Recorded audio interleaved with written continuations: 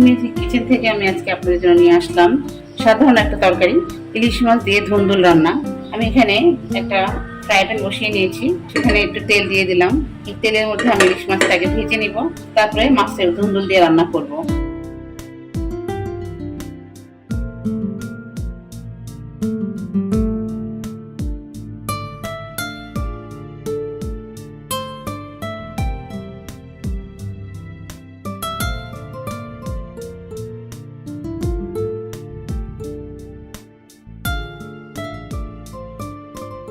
এখানে আমি একটা পেঁয়াজ কুচি করে রেখেছিলাম, সেই পেঁয়াজটা দিয়ে দিলাম।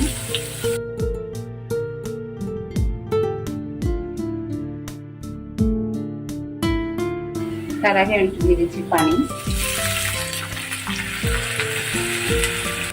এখানে আমি 1 চামচেরও কম হলুদের গুঁড়া রেখেছি, সেই হলুদের গুঁড়াটা দিয়ে দিচ্ছি। এখানে 1/2 চামচের চেয়েও কম মরিচের গুঁড়া এবং স্বাদ অনুযায়ী দিয়ে দিব লবণ। মশলা একটু কষিয়ে,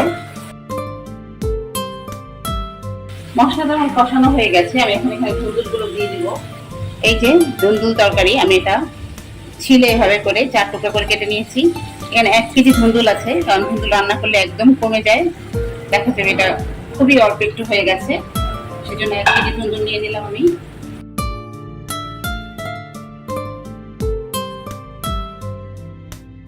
এই পর্যায়ে আমি দিয়ে দিব একটু সরিষা বাটা, আর দিয়ে দিব কিছু কাঁচামরিচ।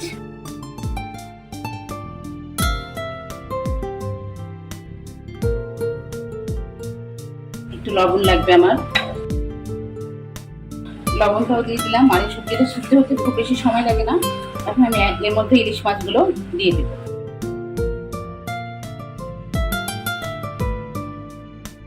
এখন ঢেকে দেব, ঢেকে চুলার আঁচটা মিডিয়ামে রেখে তরকারিটা না হওয়া পর্যন্ত রান্না করব। 1 চামচের কম একটু চিনি দিয়ে দিলাম। আমার তরকারিটা হয়ে গেছে, আমি এটা এখন চুলা থেকে উঠিয়ে নিব।